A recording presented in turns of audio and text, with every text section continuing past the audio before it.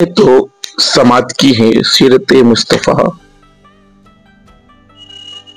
बहुत सारे मुहद्दिसीन से, बहुत सारे उलमाए कराम से मैं कुछ उन्वान के तहत फ़कत गज़वात और उसके मुताल्लिकात को बयान किया करते थे, मगर सीरत नबवी के बहुत सारे उलमा ने इस उन्वान को इस कदर वसाअत दे दी कि हुजूर रहमते आलम सल्लल्लाहु तआला अलैहि वसल्लम की विलादत बासआदत से वफ़ात अक़दस तक के तमाम मराहिल हयात, आपकी ज़ात व सिफ़ात, आपकी दिन रात और तमाम वो चीज़ें जिनको आपकी ज़ात वाला सिफ़ात से ताल्लुकात हों, ख्वाह वो इंसानी जिंदगी के मामलात हो या नबूवत के मोजज़ात हों, उन सब को मैं बयान करने की कोशिश करूंगा। दिन ब दिन 11 दिन, 1 से लेकर 12 दिन तक मैं आप लोगों तक पहुंचाने की कोशिश करूंगा। चुनांचे ऐलाने नबूवत से पहले और बाद के तमाम वाक़ियात का शानाए नबूवत से जबले हिरा के गार तक और जबले हिरा के गार से जबले सौर के गार तक और हरम काबा से ताइफ के बाजार तक और मक्का की चरागाहों से मुल्क शाम की तिजारत गाहों तक और अजवाज़े मुतहरात के हुजरों की खुलवत गाहों से लेकर इस्लामी गज़वात की रज़्म गाहों तक आपकी हयात मुक़द्दसा की हर लम्हात में आपकी मुक़द्दस सीरत का आफ़ताब आलम ताब जलवागर है। इसी तरह खुलफाए राशिदीन हों या दूसरे साहबा इकराम, अजवाज़े मुतहरात हों या आपकी औलाद इज़ाम, इन सब की जिंदगी के औराक पर सीरत नबी के नक्श व निगार फूलों की तरह, महकते मोतियों की तरह, चमकते और सितारों की तरह जगमगाते हैं। और ये तमाम मज़ामीन सीरत नबी के शजरतुल खुल्द ही की शाखें, पत्तियां, फूल और फल हैं। इंशाअल्लाह मैं इन सब बातों को आप लोगों तक बयान करने की कोशिश करूंगा। तो अब आइए हम आगे बढ़ते हैं। मुल्क अरब ये बड़ा अजीम एशिया के जुनूब मगरिब में वाक़ है। चुनांचे इस मुल्क को 3 तरफ से समंदर ने और चौथी तरफ से दरियाए फ़रात ने जजीरा की तरह घेर रखा है, इसलिए इस मुल्क को जजीरतुल अरब भी कहते हैं। इसके शिमाल में शाम और इराक, मगरिब में बहर अहमर, बहर कुलजुम जो मक्का मुअज़्ज़मा से बजानिब मगरिब तकरीबन 77 किलोमीटर के फासले पर हैं, और जुनूब में बहर हिंद और मशरिक में खलीज अम्मान व खलीज फारिस हैं। इस मुल्क में काबिले ज़राअत ज़मीनें कम हैं और इसका कसीर हिस्सा पहाड़ों और रेगिस्तानी सहराओं पर मुश्तमिल है। उलमाए जुग्राफिया ने ज़मीनों की तबीई साख्त के लिहाज से इस मुल्क को 8 हिस्सों में तकसीम किया है। नंबर 1 हिजाज, नंबर 2 यमन, नंबर 3 मौत हजरे मौत, नंबर 4 महरा, number 5 Amman, number 6 Bahrain, number 7 Najd और नंबर 8 अहकाफ। ये हर एक को बताने की कोशिश करूंगा वक्त को देखते हुए। ये मुल्क हिजाज, ये मुल्क शाम के मगरिबी हिस्से में बहर अहमर, बहर कुलजुम के साहिल के करीब वाक़ है। हिजाज से मिलने हुए साहिल समंदर को जो नशीब में वाक़ है तहमा या गौर उस्त जमीन कहते हैं, और हिजाज से मशरिक की जानिब जो मुल्क का हिस्सा है वो नजद बुलंद जमीन कहलाता है। हिजाज चूंकि तहमा और नजद के दरमियान हाजिज और हाइल है, इसीलिए मुल्क के इस हिस्से को हिजाज कहने लगे। हिजाज के कुछ مقامات تاریخ اسلام میں بہت زیادہ مشہور ہیں۔ مکہ مکرمہ، مدینہ منورہ، بدر، احد، خیبر، فدق، حنین، طائف، تبوک، غدیر، خم وغیرہ۔ حضرت شعیب علیہ السلام کا شہر مدین تبوک کے مجاز میں بحر احمر کے ساحل پر واقع ہے۔ مقام حجر میں جو وادی القریٰ ہے، وہاں اب تک عذاب الہی سے قوم سمود کی الٹ پلٹ کر دی جانے والی بستیوں کے آثار پائے جاتے ہیں۔ طائف حجاز میں سب سے زیادہ سرد اور سرسبز مقام ہے اور یہاں کے میوے بہت مشہور ہیں۔ مکہ مکرمہ حجاز کا یہ مشہور شہر مشرق ہے۔ جبل ابو قبیس اور مغرب میں جبل قعقاع دو بڑے بڑے پہاڑوں کے درمیان واقع ہے اور اس کے چاروں طرف چھوٹی چھوٹی پہاڑوں اور ٹیلے میدانوں کا سلسلہ دور دور تک چلا گیا ہے۔ اسی طرح اسی شہر میں حضور شہنشاہ کونین احمد مجتبی محمد مصطفیٰ صلی اللہ تعالی علیہ وسلم کی ولادت بعد شہادت ہوئی۔ اس شہر اور اس کے اطراف میں کچھ مشہور مقامات آپ کے سامنے پیش خدمت ہیں۔ مکہ معظمہ، صفا مروہ، مینا، مزدلفہ، عرفات، غار حرا، غار سور، جبل تنعیم وغیرہ وغیرہ۔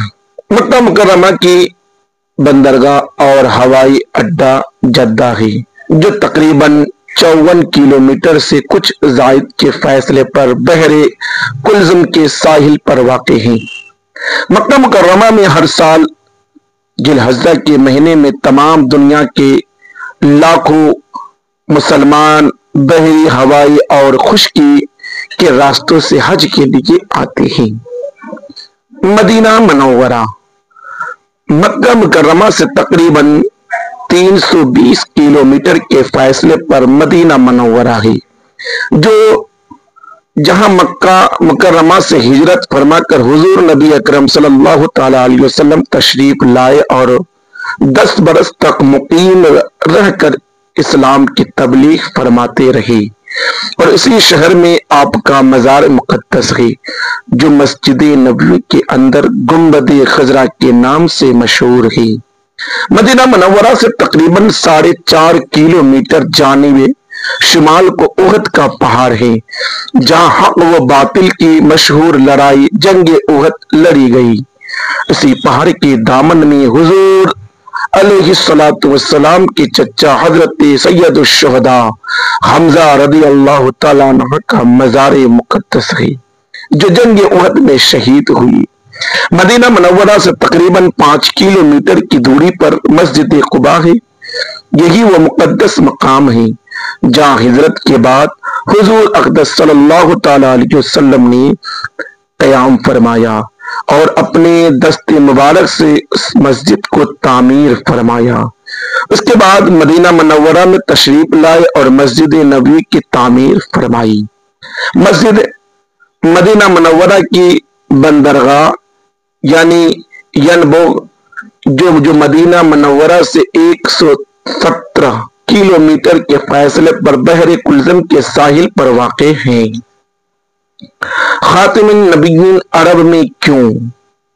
اگر ہم ملک عرب کو کرۂ زمین کے نقشے پر دیکھیں تو اس کے محل وقوع سے یہی معلوم ہوتا ہے کہ اللہ تعالیٰ نے ملک عرب کو ایشیا، یورپ اور افریقہ 3 بر اعظموں کے وسط میں جگہ دی ہے۔ اس سے بخوبی یہ سمجھ میں آ سکتا ہے کہ اگر تمام دنیا کی ہدایت کے واسطے ایک واحد مرکز قائم کرنے کے لیے ہم کسی جگہ کا انتخاب کرنا چاہیں تو ملک عرب ہی اس کے لیے سب سے زیادہ موزوں اور مناسب مقام ہے۔ خصوصاً حضور خاتم النبیین صلی اللہ تعالی علیہ وسلم کے زمانے پر نظر کر کے ہم کہہ سکتے ہیں کہ جب افریقہ اور یورپ اور ایشیا کی 3 بڑی بڑی سلطنتوں کا تعلق ملک عرب سے تھا، تو ظاہر ہے کہ مکہ ملک عرب سے اٹھنے والی آواز کو ان بڑے اعظموں میں پہنچائے جانے کے ذریعے بخوبی موجود تھی۔ غالباً یہی وہ حکمت الہی ہے کہ اللہ تعالیٰ نے حضور خاتم النبیین صلی اللہ تعالیٰ علیہ وسلم کو ملک عرب میں پیدا فرمایا اور ان کو اقوام عالم کی ہدایت کا کام سپرد فرمایا۔ عرب کی سیاسی پوزیشن۔ حضور نبی اکرم صلی اللہ تعالیٰ علیہ وسلم کی ولادت مبارکہ کے وقت ملک عرب کی سیاسی حالت کا یہ حال تھا کہ جنوبی حصہ پر سلطنت حبشہ کا اور مشرقی حصہ پر سلطنت فارس کا قبضہ تھا اور شمالی ٹکڑا سلطنت روم کی مشرقی شاخ سلطنت قسطنطنیہ کے زیر اثر تھا۔ اندرون ملک بعزم خود ملک عرب آزاد تھا، لیکن اس پر قبضہ کرنے کے لیے ہر ایک سلطنت کوشش میں لگی ہوئی تھی اور در حقیقت اس سلطنتوں کی باہمی رقابتوں ہی کے طفیل میں ملک عرب آزادی کی نعمت سے بہرا تھا۔ عرب کی اخلاقی حالات نہایت ہی ابتر بلکہ بد سے بدتر تھی۔ جہالت نے ان میں بت پرستی کو جنم دیا اور بت پرستی کی لعنت نے ان کی انسانی دل و دماغ پر قابض ہو کر ان کو تو ہم پرست بنا دیا تھا۔ وہ مظاہر فطرت کی ہر چیز، پتھر، درخت، چاند، سورج، پہاڑ، دریا وغیرہ کو اپنا معبود سمجھنے لگ گئے تھے اور خود ساختہ مٹی اور پتھر کی مورتیوں کی عبادت کرتے تھے۔ عقائد کی خرابی کے ساتھ ساتھ ان کے اعمال و افعال بے حد بگڑے ہوئے تھے۔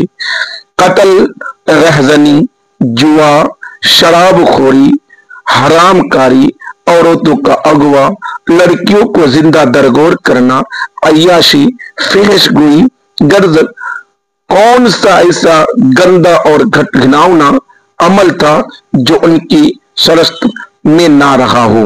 چھوٹے بڑے سب کے سب گناہوں کے پتلے اور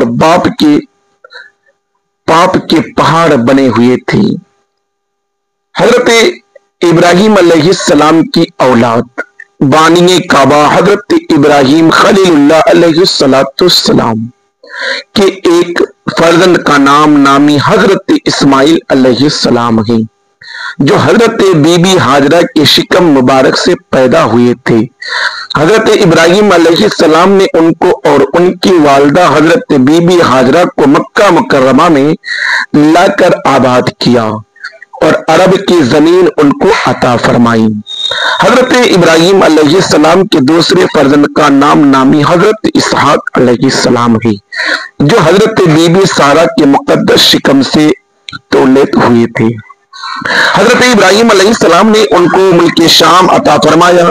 حضرت ابراہیم علیہ السلام کی تیسری بیوی حضرت قطورہ کے پیٹ سے جو اولاد مدین وغیرہ ہوئے ان کو آپ نے یمن کا علاقہ عطا فرمایا۔ حضرت اولاد حضرت اسماعیل علیہ السلام، حضرت اسماعیل علیہ السلام کے 12 بیٹے ہوئے اور ان کی اولاد میں خداوند قدوس نے اس قدر برکت عطا فرمائی کہ وہ بہت جلد تمام عرب میں پھیل گئے، یہاں تک کہ مغرب میں مصر کے قریب تک ان کی آبادیاں جا پہنچی اور جنوب کی طرف ان کے خیمے یمن تک پہنچ گئے اور شمال کی طرف ان کی بستیاں ملک شام سے جا ملی۔ حضرت اسماعیل علیہ السلام کے ایک فرزند جن کا نام قیدار تب بہت ہی نامور ہوئے اور ان کی اولاد خاص مکہ میں آباد رہی اور یہ لوگ اپنی باپ کی طرح ہمیشہ کعبہ معظمہ کی خدمت کرتے رہے، جس کو دنیا میں توحید کی سب سے پہلی درسگاہ ہونے کا شرف حاصل ہے۔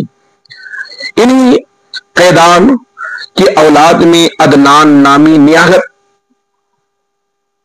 بردبار شخص پیدا ہوئی اور عدنان کی اولاد میں چند پشتوں کے بعد قصہ بہت ہی جاہ و جلال والے شخص پیدا ہوئی، جنہوں نے مکہ مکرمہ میں مشترکہ حکومت کی بنیاد پر 440 عیسوی میں ایک سلطنت قائم کی اور ایک قومی مجلس پارلیمنٹ بنائی جو دارالندوہ کے نام سے مشہور ہے، اور اپنا ایک قومی جھنڈا بنایا جس کو لوا کہتے تھے، اور 4 عہدے قائم کیے جن کی ذمہ داری 4 قبیلوں کو سونپ دی۔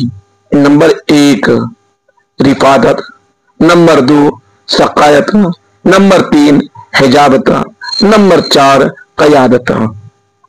اس کے بعد ان کے فرزند عبد مناف اپنے باپ کے جانشین ہوئے، پھر ان کے فرزند ہاشم، پھر ان کے فرزند عبد المطلب، ایک کے بعد دیگرے ایک دوسرے کے جانشین ہوتے رہے۔ انہی عبد المطلب کے فرزند حضرت عبداللہ ہیں، جن کے فرزند جمد ہمارے حضور رحمت للعالمین صلی اللہ تعالی علیہ وسلم ہیں، جن کی مقدس سیرت پاک لکھنے پڑھنے کا بیان کرنے کا خدا عالم نے اپنے فضل و کرم سے ہم کو شرف عطا فرمایا۔ سیرت النبی صلی اللہ تعالی علیہ وسلم کو پڑھنے کا طریقہ، اس بیان کا مطلب یہ ہے کہ آپ اس طرح نہ کریں کہ جس طرح عام طور پر لوگ ناولوں یا قصہ کہانیوں یا تاریخی بیانات کو نہایت ہی لاپرواہی کے ساتھ پاک کی ناپاک کی ہر حالت میں سنتے رہتے ہیں، اور نہایت ہی بے توجہی کے ساتھ سن کر ادھر ادھر ڈال دیا کرتے ہیں، بلکہ آپ اس جذبہ عقیدت اور ولہانہ ہوش جوش محبت کے ساتھ اس بیان کو سماعت کرے۔ یہ شہنشاہ دارین اور محبوب رب المشرقین والمغربین کی حیات طیبہ اور ان کی سیرت مقدسہ کا ذکر جمیل ہے، جو ہماری ایمانی عقیدتوں کا مرکز اور ہماری اسلامی زندگی کا محور ہے۔ یہ محبوب خدا صلی اللہ تعالی علیہ وسلم کی ان قابل احترام اداؤں کا بیان ہے جن پر کائنات عالم کی تمام عظمتیں قربان ہے، لہذا اس بیان کے وقت آپ کو ادب و احترام کا پیکر بن کر اور تعظیم و توقیر کے جذبات و صدقات سے اپنی قلوب و دماغ کو منور کر کے نبی کریم صلی اللہ تعالی علیہ وسلم کی سیرت کو تصور کے ساتھ اس کی ایک ایک ورڈ کو سننا چاہیے۔ اس کا ایک ایک لفظ میرے لیے حسنات و برکات کا خزانہ ہے، اور گویا میں حضور رحمت العالم صلی اللہ تعالی علیہ وسلم کے مقدس دربار میں حاضر ہوں اور آپ کی ان پیاری پیاری اداؤں کو دیکھ رہا ہوں اور آپ کی فیض صحبت سے انوار حاصل کر رہا ہوں۔ حضرت ابو ابراہیم تجیبی علیہ الرحمن نے ارشاد فرمایا کہ ہر مومن پر واجب ہے کہ جب وہ رحمت عالم صلی اللہ تعالی علیہ وسلم کا ذکر کرے یا اس کے سامنے آپ کا ذکر کیا جائے تو وہ پرسکون ہو کر نیاز مندی و عاجزی کا اظہار کرے اور اپنے قلب میں آپ کی عظمت اور حیبت و جلال کا ایسا ہی تاثیر پیدا کرے جیسا کہ آپ کے روبرو حاضر ہونے کی صورت میں آپ کے جلال و حیبت سے متاثر ہوتا ہے۔ حضرت قاضی علامہ ایاز رحمت اللہ علیہ نے فرمایا کہ حضور انور صلی اللہ تعالی علیہ وسلم کی وفات اقدس کے بعد بھی ہر امتی پر آپ کی اتنی ہی تعظیم و توقیر لازم ہے جتنی کہ آپ کی ظاہری حیات میں تھی۔ چنانچہ خلیفہ بغداد ابو جعفر منصور عباسی جب مسجد نبوی میں آ کر رو کر زور زور سے بولنے لگا تو حضرت امام مالک رحمت اللہ علیہ نے اس کو یہ کہہ کر ڈانٹ دیا کہ اے امیر المؤمنین، یہاں بلند آواز سے گفتگو نہ کیجیے، کیونکہ اللہ تعالیٰ نے قرآن میں اپنے حبیب کے دربار کا یہ ادب سکھایا ہے جن کا ترجمہ یہ کہ نبی کے دربار میں اپنی آوازوں کو بلند نہ کرو، اور آپ کی وفات اقدس کے بعد بھی ہر امتی پر آپ کی اتنی ہی تعظیم واجب ہے جتنی کہ آپ کی ظاہری حیات میں تھی۔ یہ سن کر خلیفہ لرز بر اندام ہوا کہ نرم پڑ گیا۔ بہرحال سیرت مقدسہ کی بیانات کسی سے بھی سنیے، کہیں بھی سنیے، سنتے وقت ادب و احترام لازم ہے، اور بہتر یہ ہے کہ جب پڑھنا شروع کرے یا سننا شروع کرے تو درود شریف پڑھ کر اس مجلس میں، اس بیان میں جائے اور خود پڑھے، دوسرے کو بھی پڑھنے کی تلقین کرے، کیونکہ یہ ایسا مرحلہ ہے، اس شخص کی بیان ہے، اس شخص کی چیزیں باتیں ہو رہی ہے، اس چیزیں کے سیرت بیان ہو رہی ہے، اس چیزیں کے بارے میں محفل سجی ہے، ان کو سمجھیے۔ انشاءاللہ پھر ہم دوسری بیان میں آپ کو یہاں تک پہنچانے کی کوشش کروں گا۔ وآخر دعوانا الحمدللہ رب العالمین۔